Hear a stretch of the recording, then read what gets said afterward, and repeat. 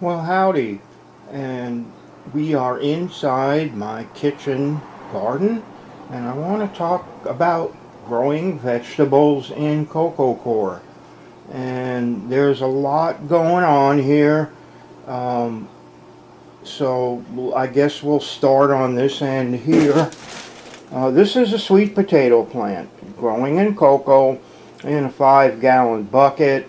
You can see we have one vine climbing up this pole, and we have another one getting ready.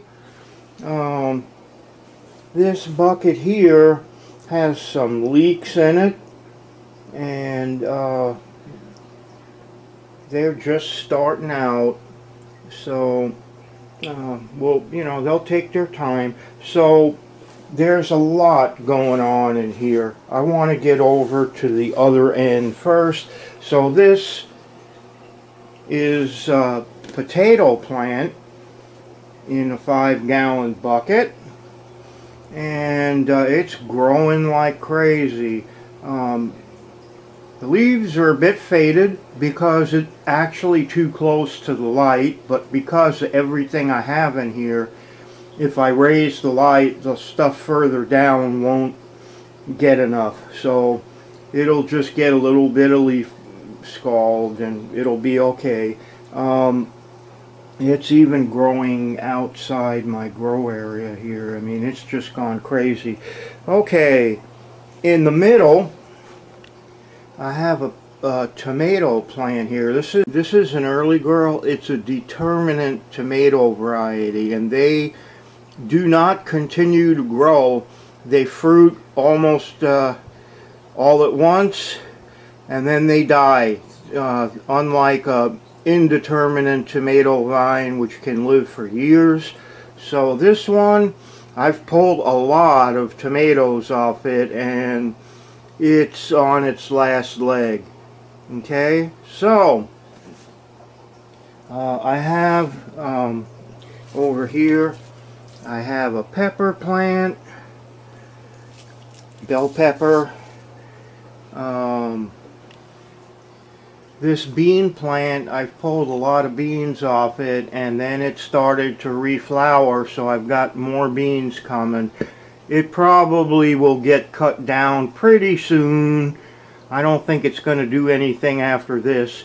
Other plants I have in here, some green onions that need to be badly thinned.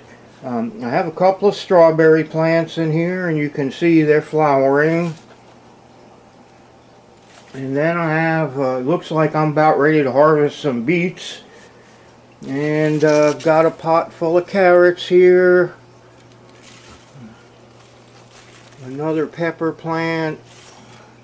And then up front here, we've got some elephant garlic. And these other 3 pots I planted regular garlic in, and it just never came up, so it looks like my strawberry runners are growing in these pots. Kind of weird. I planted a bunch outside too, and they did not grow. I think what's happening, I have a family of squirrels that lives in a tree next to my garden, and they've been eating my tomatoes, believe it or not, and I think they might have dug up my garlic cloves and stored them away for winter. So not everything always works, but I'm kind of surprised. Next time I will just use cloves, not sets. So everything in here is in coco coir, and I like it as a grow media. It works really well. It holds moisture well, and roots love growing in it. It's also a lot lighter than regular potting soil.